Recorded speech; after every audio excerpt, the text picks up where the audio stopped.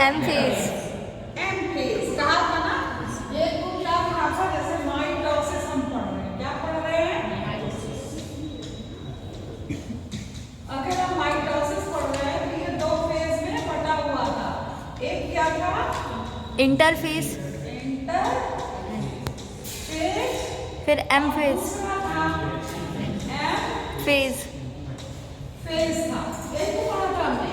और ये जाना था कि interphase is preparation, preparatory phase कहा था या मेटाबॉलिकली एक्टिव फेज कहा था, या कह सकते हैं इसे, इस फेज को हम कह सकते हैं नॉन डिवाइडिंग फेज, या फिर कोई डिवीजन नहीं हो रहा था, यहाँ पे सिंथेसिस हो रही थी।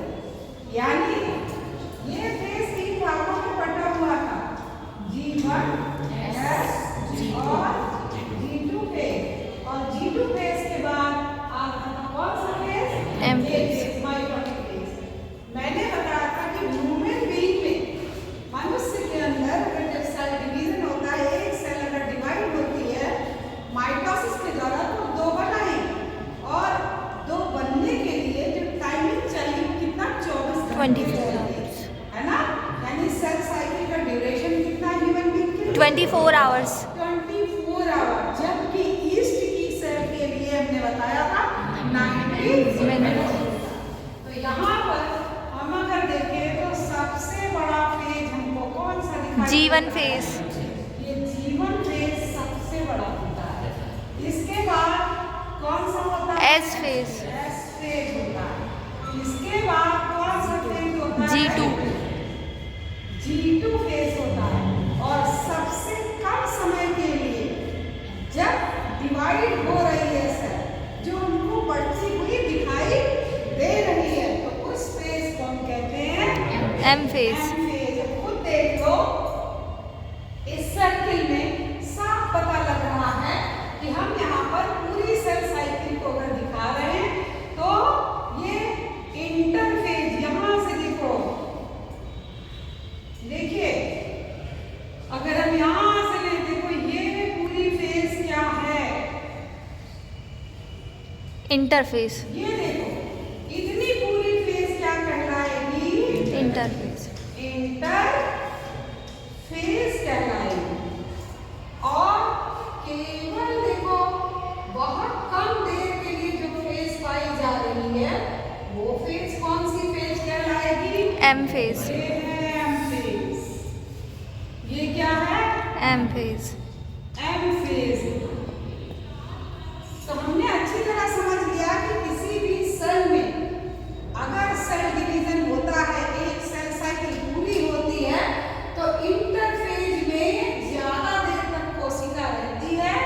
एम फेज 5% टाइम लेता, और 95% ड्यूरेशन कौन लेता है? इंटरफेज। लेता है। ये हमने कल पढ़ा था। और ये भी बताया था मैंने कि ये इंटरफेज G1 S और G2 फेज में बटा होता है। इसे प्री प्रिपरेटरी फेज भी कहते हैं। This phase is metabolically active phase. क्यों एक्टिव है? क्योंकि इसके अंदर बदलाव हो रहा है। G1 में कुछ काम होगा, S में कुछ काम होगा, और G2 में काम होगा।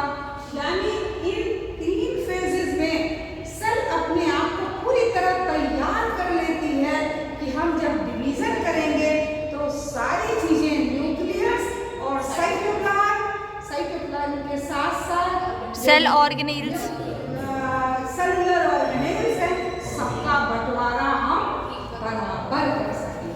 उसके लिए सेल तैयार की है अपने आप को इंटरफेज में।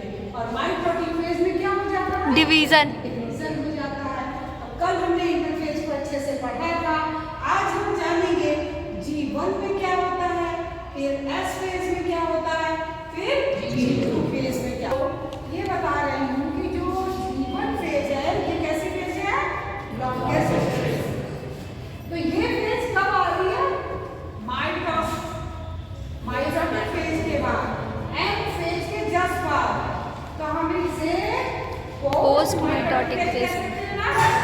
आपने लिखा, अभी लिखा है ना। यस मैम कि इस फेज को हम पोस्ट माइटोटिक फेज भी कहेंगे। कह सकते हैं। अब इस फेज के बाद यहाँ पर डीएनए का रेप्लिकेशन होगा, यानी डीएनए की Amount. सिंथेसिस होगी। इसीलिए इस फेज को हम सिंथेटिक फेज कहते हैं। तो सिंथेटिक फेज के पहले की फेज है ये, तो इसे और क्या कह सकते हैं? Pre synthetic phase.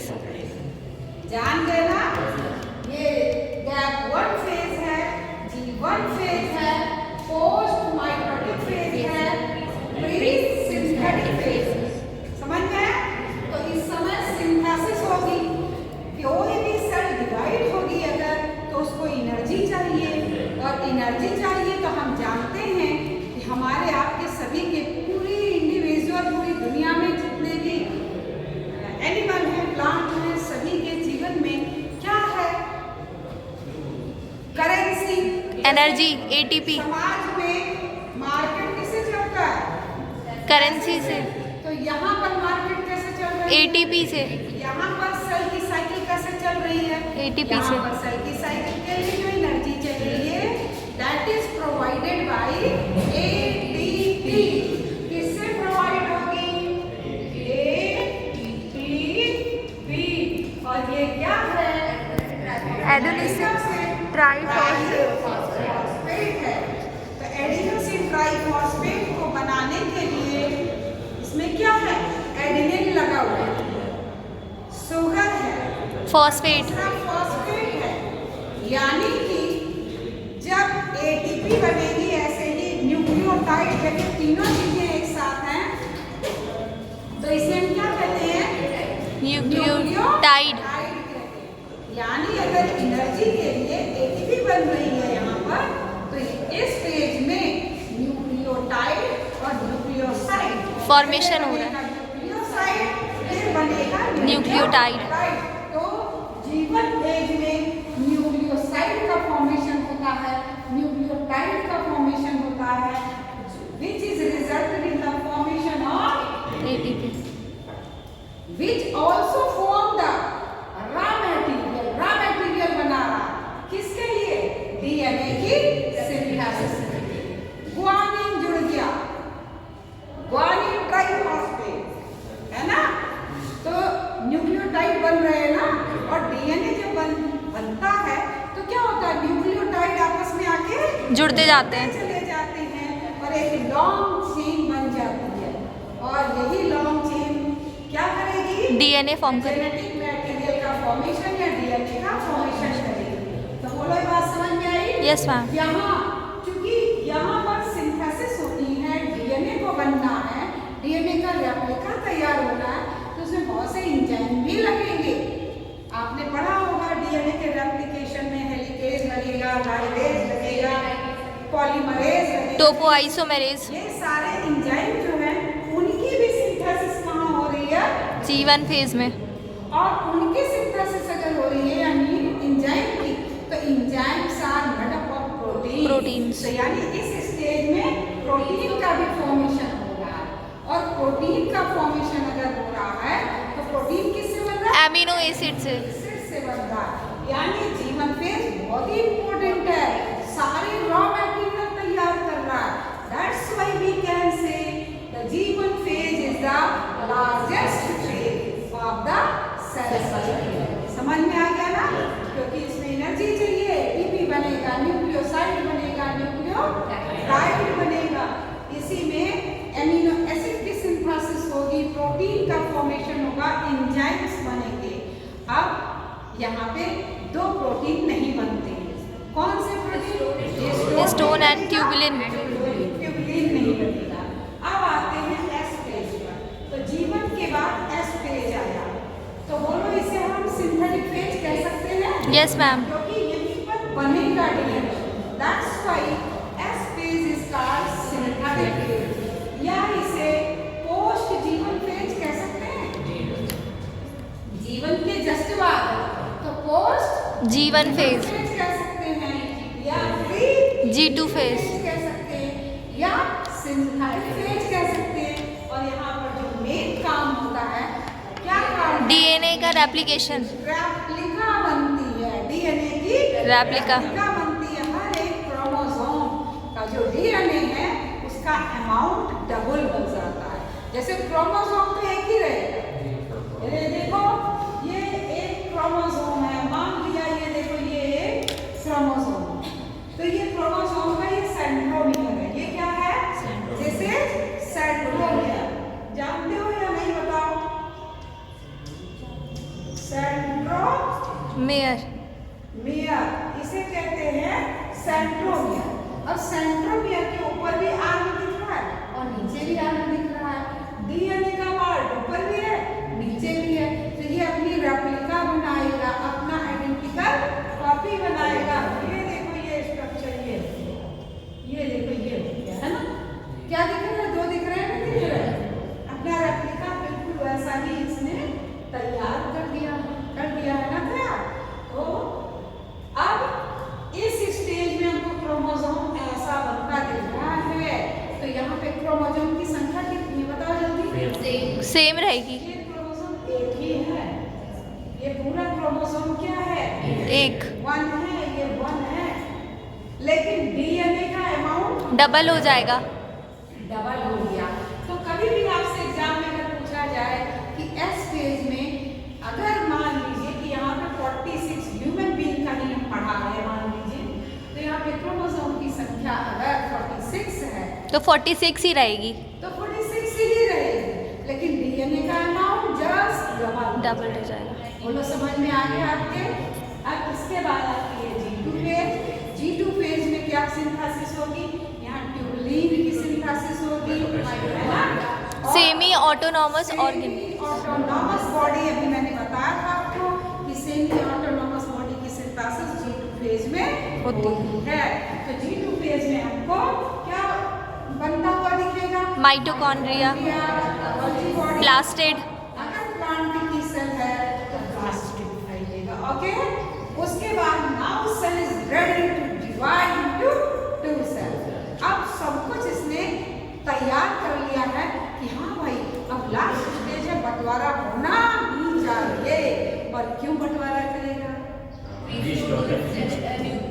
साइटोप्लाज्मिक और साइटोप्लाज्मिक रेशियो। तो इसके लिए इस फेज में सेल चली जाएगी, किस फेज में आ जाएगी? एम फेज में, और ये फेज का ड्यूरेशन कम होता है 5%। ह्यूमन बीइंग की हम बात करें तो 23 घंटे, ये देखो इंटरकाइन फेज के लिए 23 घंटे चाहिए और इसके लिए केवल 1 आवर। 1 आवर चाहिए।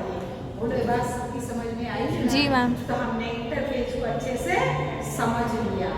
इसके बाद यानी क्रोमोसोम की रेप्लिका यहाँ पर तैयार हो गई है, डीएनए की वही कॉपी बिल्कुल रेप्लिका, रेप्लिकेशन तैयार, रेप्लिकेशन से उसकी रेप्लिका तैयार हो गई है। अब सेल आ गई है माइटोटिक डिवीजन के लिए, और डिवीजन के लिए आएगी तब देखिए कितनी प्रोसेस से इसे गुजरना पड़ेगा।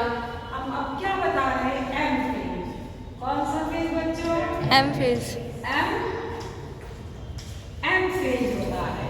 ये एम फेज भी बहुत आसान नहीं है, यहाँ भी इवेंट होंगे, अलग अलग इवेंट होंगे, क्रोमोसोम की पोजीशन अलग होगी, पूरा बंटवारा न्यूक्लियस का होगा, पूरा बंटवारा साइटोप्लाज्म का होगा।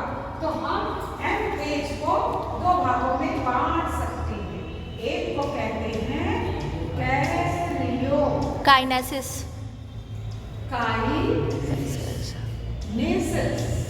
और दूसरे को साइटोकाइनेसिस, नेसिस। कैरियन मीन्स होता है न्यूक्लियस।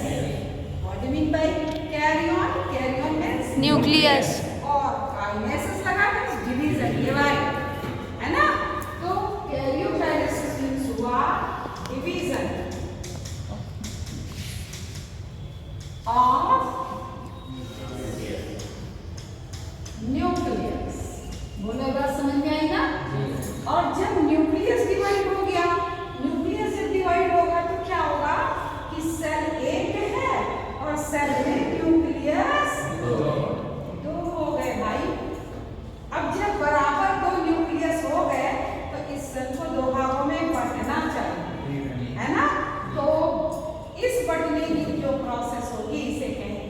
साइटोकाइनेसिस, साइटोकाइनेसिस क्या है? Division of cytoplasm with the nucleus. Division of cytoplasm. और जब दोनों डिवाइड हो गए तो पूरी सेल ही अलग हो गई और mother cell is converted into daughter cells. बोलो समझ में आया है ना? तो चलो अब पहले हमको क्या पढ़ना चाहिए? कैरियोकाइनेसिस या साइटोकाइनेसिस? कैरियोकाइनेसिस। पहले हमें न्यूक्लियस को बांटना चाहिए, है ना? क्योंकि न्यूक्लियस के अंदर ही कुछ हुआ, सिंथेसिस हुई है। किसकी? डीएनए की। तो सबसे पहले हम किसको बांटेंगे?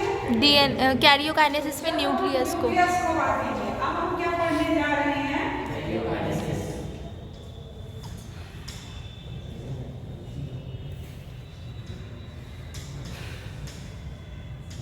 ये देखो कैरियोकाइनेसिस। कैरियोकाइनेसिस भी कहती है कि मैं भी सिंपल नहीं हूँ, मैं भी तुमको कई स्टेप में कुछ अलग अलग इवेंट दिखाते हुए आगे बढ़ूंगी। तो इसलिए कैरियोकाइनेसिस को कितने भागों में बांट दिया गया? 4 भागों में। तो कौन से वो पार्ट हैं? Prophase, metaphase. जब मैं कहूँ तब बोलना। प्रोफेज, मेटाफेज,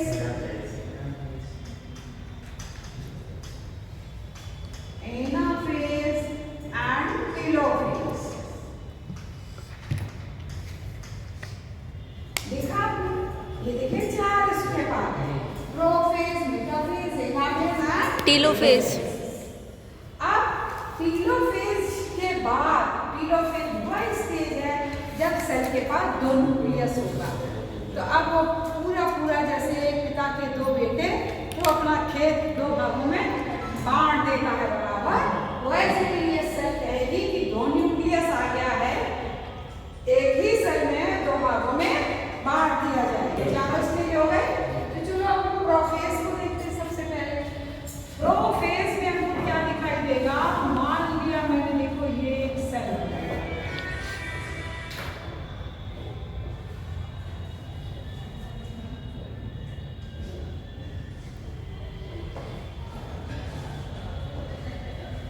देखो ये दोनों हमें प्रोफेज को दिखा है। इस प्रोफेज की स्टेज को हम कहते हैं अर्ली प्रोफेज और इस वाली स्टेज को कहते हैं लेट। यानी कि हमने प्रोफेज को भी 2 भागों में डिवाइड कर दिया। एक स्टेज में हम प्रोफेज को नहीं पढ़ेंगे, 2 स्टेज में पढ़ेंगे, अर्ली प्रोफेज और लेट प्रोफेज। चलो न्यूक्लियस को पहले बनाते हैं।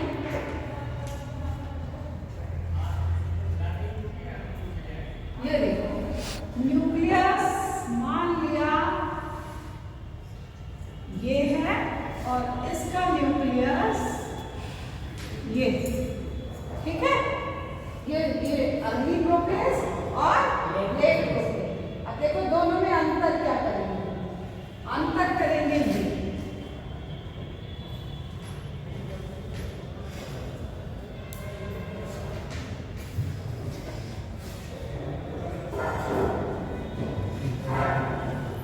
ये, क्या दिख रहा है आपको? Disintegration of nuclear membrane. देख रहा है? सबसे पहले न्यूक्लियर मेम्ब्रेन गायब हो रहा, डिसइंटीग्रेशन करना, डिसऑर्गेनाइज करना। और इस स्टेज में देखो ये क्रोमोसोम हमने लिया है, देखो 1 क्रोमोसोम इज दिस और ये मान लिया इसका सेंट्रोमियर है और ये क्रोमोसोम यहाँ तक फैलाता न्यूक्लियर मेम्ब्रेन तक। दूसरा क्रोमोसोम कौन सा है? कलर बताओ, कौन सा है? येलो। चलो दूसरा ले लिया मैंने, ये सेंट्रोमियर है और ये देखो। और इसके अंदर क्या दिखाई दे रहा है? न्यूक्लियोलस। और क्या दिखाई दे रहा है? Golgi apparatus. ये देखो सेंट्रो ये सेंट्रोसोम दिखाई देगा। Centrosome it is found only in animal cells. केवल एनिमल सेल में होता है। अगर ये प्लांट की सेल में पढ़ा रही होगी तो सेंट्रोसोम नहीं होगा। बोलो समझ में आया क्या? तो अर्ली प्रोफेज वह स्टेज है जब हमको क्रोमोसोम स्कैटर्ड दिखाई देती है। तुम सोचोगे कि केवल 2 ही क्रोमोसोम क्यों बनाया था हमने? अगर ह्यूमन बीइंग का सेल अगर हम लेंगे तो इस स्टेज में हमको कितने क्रोमोसोम बनाने चाहिए? 46 बनाना चाहिए। लेकिन हमको 46 पूरा बैलेंस करना पड़ेगा, है ना? तो क्यों ना हम केवल 2 क्रोमोसोम से समझाएं, इसलिए हम 46 यहाँ पर नहीं ले रहे, केवल 2 क्रोमोसोम लिया मैंने, देखो, है ना? एक रेड से दिखा रही हूँ, एक येलो से दिखा रही हूँ। ये 2 क्रोमोसोम यहाँ पर हैं। 2 क्रोमोसोम का मतलब 2 क्रोमोसोम का मतलब whole chromosome of the any individual मान लिया मैंने। तो इस स्टेज में क्रोमोसोम पूरे न्यूक्लियर मेम्ब्रेन तक देखो कैसे दिख रहे हैं, फैले हुए दिख रहे हैं, क्रोमैटिक नेटवर्क की तरह दिख रहे हैं। या यूं कहो, हम इसको अगर इस क्रोमोसोम को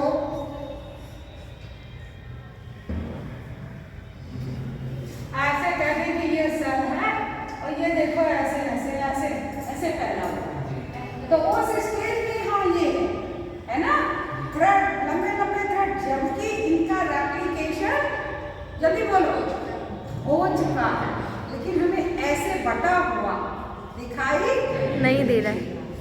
लिया ना, इतना समझ में आया ना? अब क्या होगा? अर्ली प्रोफेज से सेल लेट प्रोफेज में जाएगी।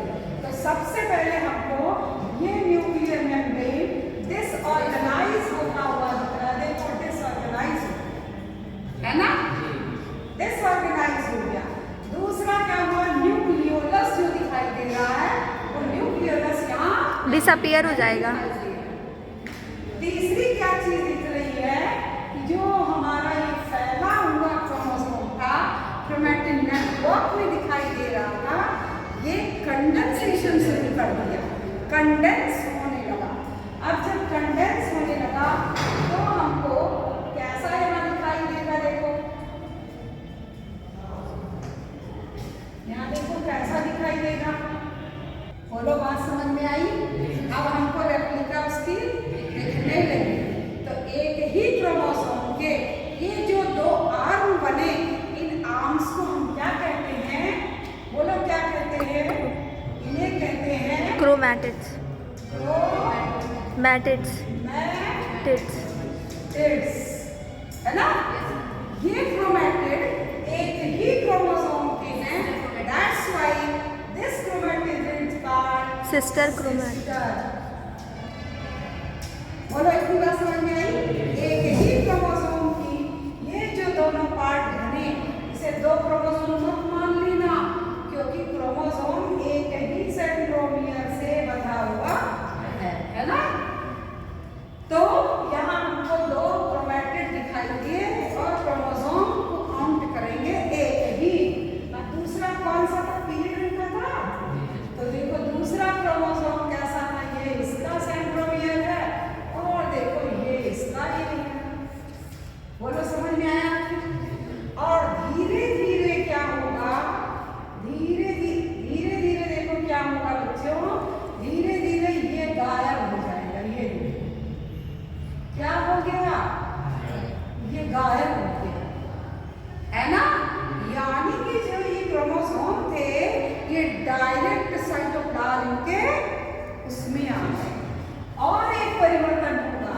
अगर ये एनिमल की सेल है तो ये क्या है? सेंट्रोसोम। तो सेंट्रियोल से एस्टर बनने लगेंगे, एक और 2 ये सेंट्रियोल कैसे हो जाएंगे? Black colour. ये सेंट्रियोल क्या होगा? इससे क्या होगी? ये देखो है कि इससे एस्टर बनने लगेगी। ये देखो ये एस्टर एक इधर मूव करके आएगा, इससे एस्टर बनने लगेगी। देखो ये एस्टर बन रहा है, इसे क्या बोलते हैं? एस्टर बोलते हैं। तो सेंट्रियोल से किसका फॉर्मेशन हुआ? एस्टर्स का। अब तुमको अर्ली प्रोफेज और लेट प्रोफेज में कोई डिफरेंस कहे तो बिल्कुल अच्छे से याद होगा। अर्ली प्रोफेज में हम जान रहे हैं nuclear membrane is intact, nucleolus is visible, centrioles intact और chromosomes are longer thread-like structure. It may be found in the form of chromatin network. और late prophase में क्या हो गया? Nuclear membrane completely disappear. Last जब ये metaphase में आने लगेगा उसमें पूरा completely disappear. पहले कैसा हुआ? Disappear होता हुआ दिखेगा और यहाँ एस्टर्स का फॉर्मेशन हो जाएगा। अब अगली स्टेज आएगी, अगली स्टेज होगी बच्चों कौन सी? मेटाफेज। तो चलो ये पिंक था ना, तो देखो हम पिंक कलर यूज करके दिखा रहे हैं कि ये है, ये क्या है? सेल है ना। अब इस सेल में हमको क्या दिखाना है? यहाँ पर क्या था? ये क्या था? ये डॉटर सेंट्रियोल बन गए थे इसके और क्रोमोसोम जो होंगे वो इक्वेटर पर आ जाएंगे। क्रोमोसोम कहाँ आ गए? ये देखो एक क्रोमोसोम ये दिख रहा है हमको, ये देखो ये क्रोमोसोम है और ये इसका सेंट्रोमियर और दूसरा क्रोमोसोम भी हमको यही दिखाई देगा। कैसा दिखाई देगा?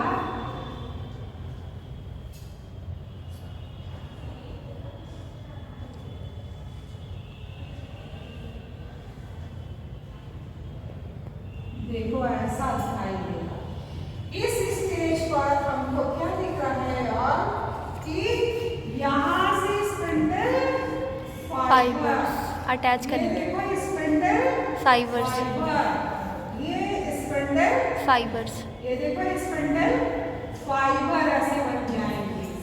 जो स्पिंडल फाइबर क्रोमोसोम से अटैच होते हैं that spindle fibers are called discontinuous spindle fiber. और जो अटैच नहीं होंगे वो सीधे ऊपर से जैसे मान लीजिए ये ऐसा सीधे ऊपर से ये कैसा कॉन्टिन्यूअस, जो अटैच नहीं है वो कॉन्टिन्यूअस, जो अटैच है डिसकंटीन्यूअस। सेंट्रोमियर पर ये हमें बॉडी और दिखाई दे रही है। जो सेंट्रोमियर के जिस पार्ट पर स्पिंडल फाइबर आके जुड़ते हैं दैट इज कॉल्ड काइनेटोकोर। क्या कहेंगे? काइनेटोकोर। बोलिए समझ में आया आपके? तो spindle fibre always attaches with the kinetochore of the centromere. ये बात समझ में आई? Yes ma'am. तो this phase is called metaphase. Metaphase में हमने क्या देखा है? क्रोमोसोम कौन से इवेंट हुए? Formation of spindle fibre. पहली चीज क्या बनी? Formation of spindle fibre. दूसरा हम क्या देख रहे हैं? Condensation of the chromosome is very fast. All the chromosomes get condensed very highly, बहुत ज्यादा कंडेंस हो गए। तो एक क्वेश्चन आपके एग्जाम में पूछा जाता है कि माइटोसिस के समय या सेल डिवीजन के समय किस स्टेज पर क्रोमोसोम थिकेस्ट और शॉर्टेस्ट होते हैं। देखो जो क्रोमोसोम इस केस में देखो क्रोमोसोम को लंबा धागा बनाया था तो यहाँ क्रोमोसोम की लेंथ लंबी दिख रही थी, लेकिन अब देखो मैंने कैसा कर दिया, क्रोमोसोम कंडेंस हो गए, थिक है ना। क्रोमोसोम बहुत छोटे हो गए और बहुत मोटे हो गए। तो सबसे छोटे सबसे मोटे किस स्टेज में? मेटाफेज में। मेटाफेज। ये कौन सी फेज है? मेटाफेज। मेटाफेज है, बोलो समझ में आ गया ना। And this stage is called metaphase. और यहाँ पर all chromosome occurs at equator. पहला पॉइंट क्या बनेगा? Chromosome comes at the equator. दूसरा पॉइंट क्या बनेगा? स्पिंडल फाइबर्स आर अटैच्ड तीसरा पॉइंट क्या बनेगा? Spindle fiber attached to the kinetochore of centromere. और अब न्यूमेरिकल्स जो पूछे जाते हैं तो उसमें क्या एक क्वेश्चन तो ये पूछा जा सकता है कि शॉर्टेस्ट और थिकेस्ट कब होता है? मेटाफेज। दूसरा देखो मैं क्या कर रही हूँ, देखो एक काइनेटोकोर से कितने स्पिंडल फाइबर जुड़े? दो। एक काइनेटोकोर ये है, एक काइनेटोकोर ये है।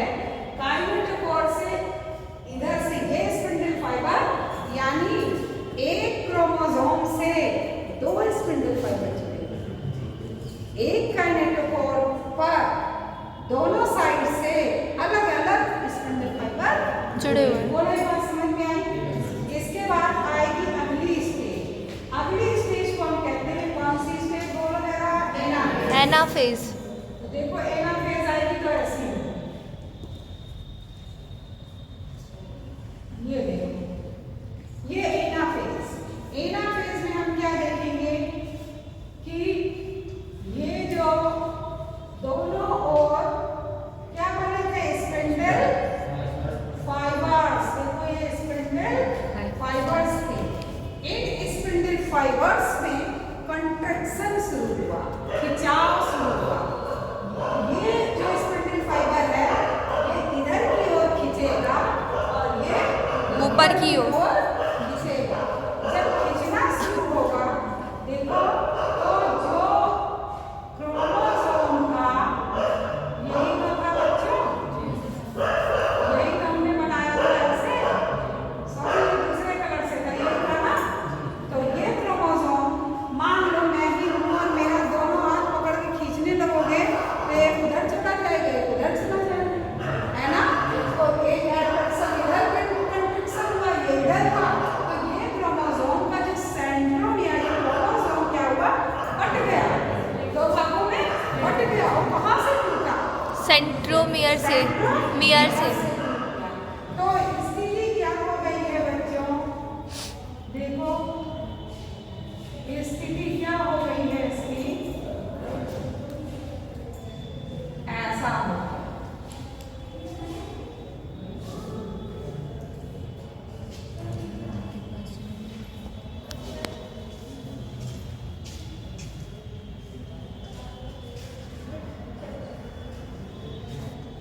देखा आपने? ऐसा हो तो प्रोसीड कौन कर रहा? ये भी क्वेश्चन नीट का कि ये सेंट्रोमियर प्रोसीड करेगा और इसके आर्म फेस करेंगे इक्वेटर को। मतलब मेरे कहने का मैं ये कहना चाहती हूँ कि ये स्पिंडल फाइबर है मान लो, और ये देखो क्रोमोसोम है।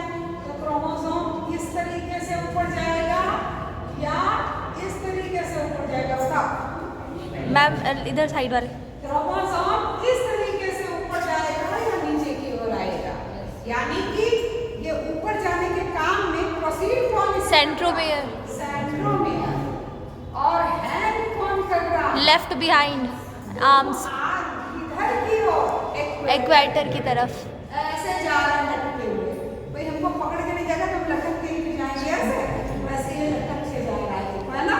और ये क्वेश्चन तुम्हारे एग्जाम में फिगर बना के आता है ऐसा अलग अलग पोजीशन का। तो ऊपर से ये वाले पे टिक मारना, उस वाले पे टिक नहीं मारेंगे, ये वाला गलत है। बोलो समझ में आ गया?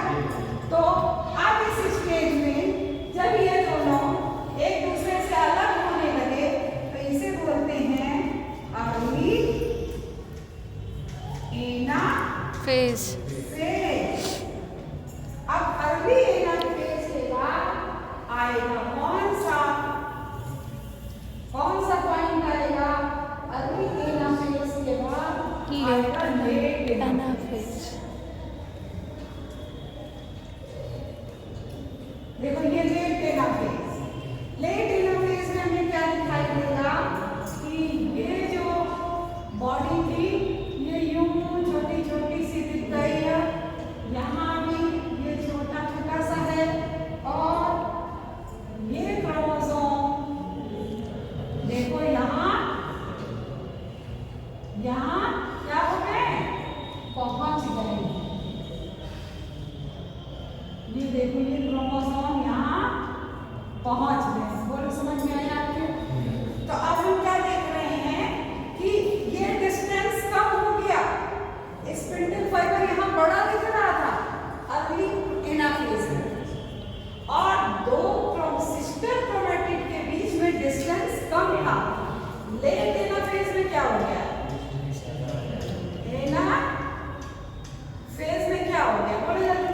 Distance between sister chromatid distance बढ़ गया है ना, बीच का डिस्टेंस बढ़ गया और ये डिस्टेंस, तो they near to reach at the pole, वो अपने दोनों पोल की ओर पहुंचने लगे।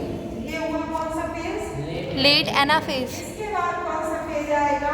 टीलोफेज। तो टीलोफेज में देखो क्या होगा, टीलोफेज में देखो एक सेल ये है और एक सेल ये, अर्ली टीलोफेज में देखो ये क्रोमोसोम हमारा यहाँ पड़ा है और एक क्रोमोसोम यहाँ पड़ा है, दूसरा क्रोमोसोम हमारा ये है और दूसरा ये है, ऐसा ही तो है। और न्यूक्लियोलस किस कलर से बना है? और ये अभी क्या होगा, ये यहाँ पर पहुँच गए हैं और ये रीऑर्गेनाइजेशन जैसा यहाँ बनने लगेगा। ये देखो बना नहीं है, ठीक है। ये कौन सी स्टेज हो गई? Early telophase. टीलोफेज। अब आएगी लेट टीलोफेज। लेट टीलोफेज में बच्चों क्या होगा, यहाँ अर्ली टीलोफेज में एक चीज हम और देखेंगे, होने लगा। बोलो बात समझ में आ रही है मेरी?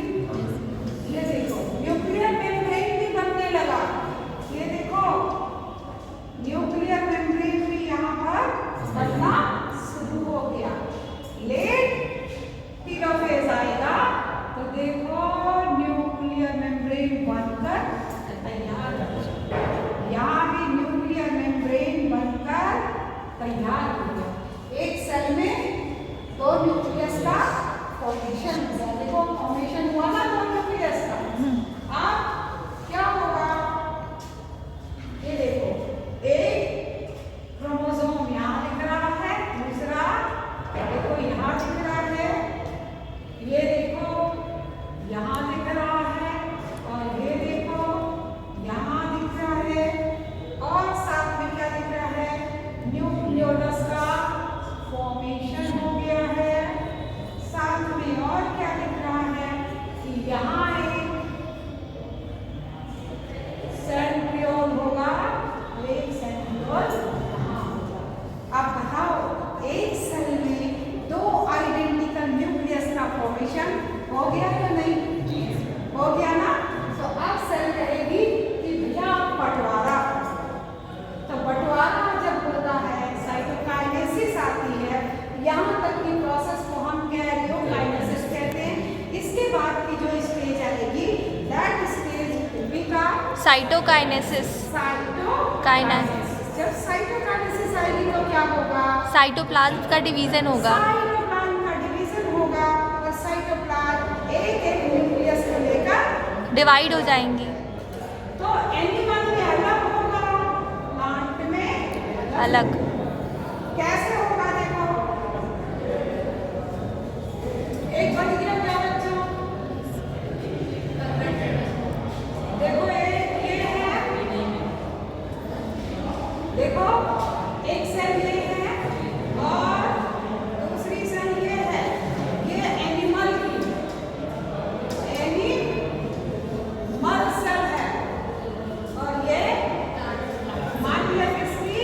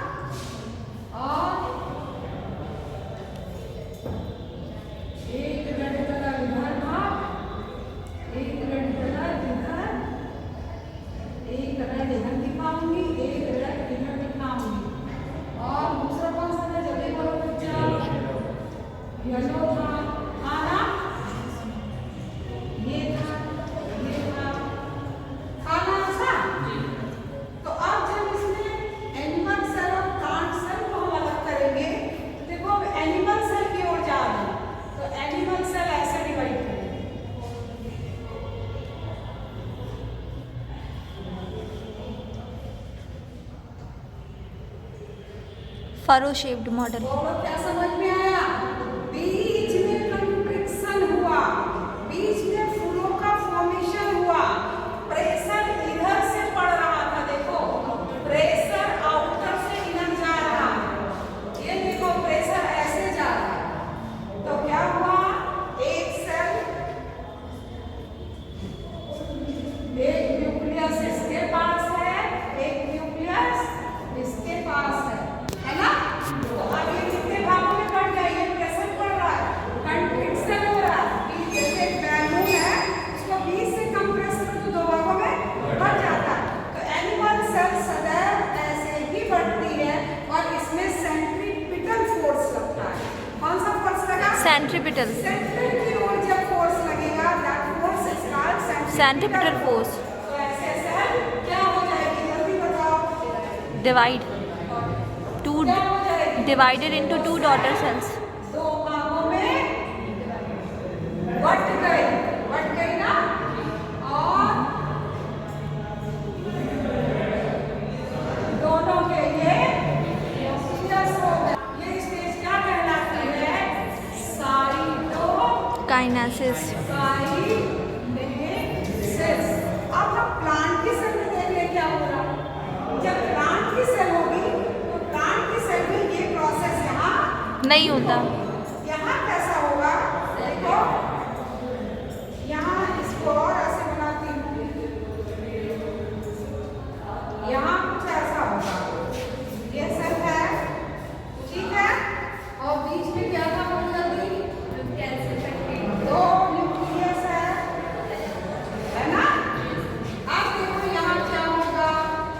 यहाँ पर ऐसे डिवीजन नहीं हुआ, यहाँ पर यहाँ सेंटर में इक्वेटर बिल्कुल मिड में, यहाँ पर ये देखो सेल प्लेट का फॉर्मेशन हो जाएगा, कैल्शियम पैक्टेट का फॉर्मेशन, और ये कैल्शियम पैक्टेट ये इधर की ओर आउटर साइड तक। और ये इधर की ओर बढ़ेगा।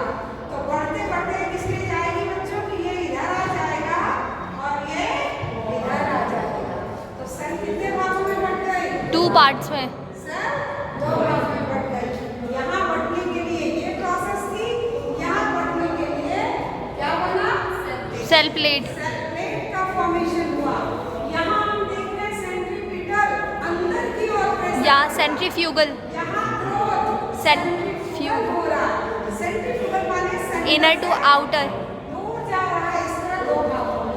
अब तुम्हारा एक प्रश्न हो सकता है कि मैं प्लांट सेल में ऐसा क्यों हुआ? तो इसका आंसर हम ऐसे देना चाहेंगे, देखो ऐसे देंगे कि ये प्लांट सेल अगर है तो इस प्लांट सेल के ऊपर देखो, मान लो ये प्लांट सेल है, ये देखो ये प्लांट सेल है, तो प्लांट सेल के अंदर के सबसे बाहरी लेयर क्या है? Cell wall. Cell wall wall है जो रिजिड है, जिसमें फ्लेक्सिबिलिटी नहीं है। नहीं है। और सेल को अगर डिवाइड होना तो फ्लेक्सिबिलिटी चाहिए, तभी तो ये वाला सीन आएगा। तो यहाँ ऐसा नहीं है, यहाँ प्लाज्मा मेम्ब्रेन इस सेल वॉल के अंदर है बच्चों, इसलिए इसे सेल प्लेट का फॉर्मेशन करना पड़ता है। समझ में आया आपके? तो इस तरह आज आपने क्या समझा पूरा? Cell division. Total cell division, और आपने जाना कि cell division it always takes place during the somatic cells. In the cell division, mitosis always takes place in somatic cells or vegetative cells।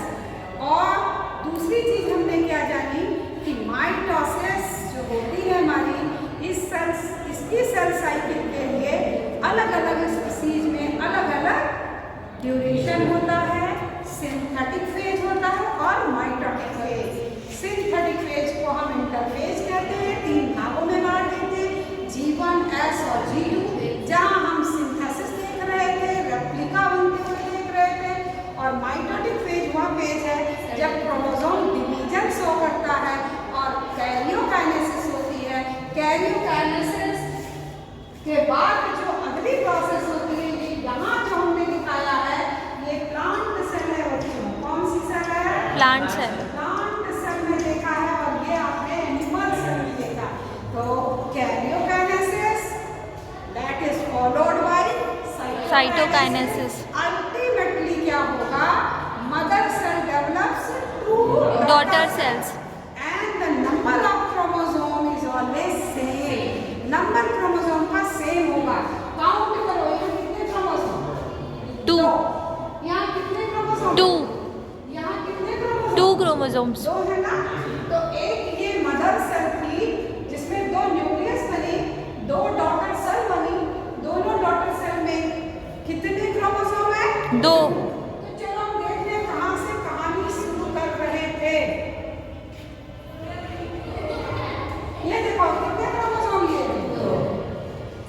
Progress में कितने क्रोमोसोम? 2। और last में कितने हैं? 2। देखो कितने हैं? 2। इसीलिए इस डिवीजन को इक्वेशनल डिवीजन कहते हैं। That's why mitosis is called equational division. The number of chromosome is always same. एक और बात मैंने बताई थी कि माइटोसिस के बाद, इस माइटोसिस के बाद, ये माइटोसिस साइटोकाइनेसिस के बाद देखो ये सेल है, 2 सेल बनी। तो मान लो एक सेल कहती है हम फिर से जा रहे हैं डिवाइड करने, फिर लंबी प्रोसेस में चलेंगे, लेकिन ये सेल कहती है हमें डिवाइड नहीं करना। तो यही है G0 स्टेज या इसे क्विसेंट स्टेज भी कहते हैं। जैसे मान लो कि कहीं हम गिर गए और हमारे यहाँ चोट लग गई तो वो सेल डैमेज हो गई, इंजरी हो गई, तो वहाँ पे नई सेल बनेगी।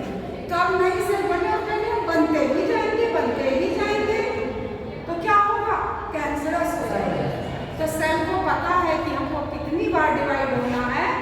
अगर उससे कहीं हम ज़्यादा डिवाइड हो रहे हैं तो एबनॉर्मलिटी है। Abnormal multiplication of the cell it causes the cancer. What is cancer? Cancer is the abnormal multiplication of the cell।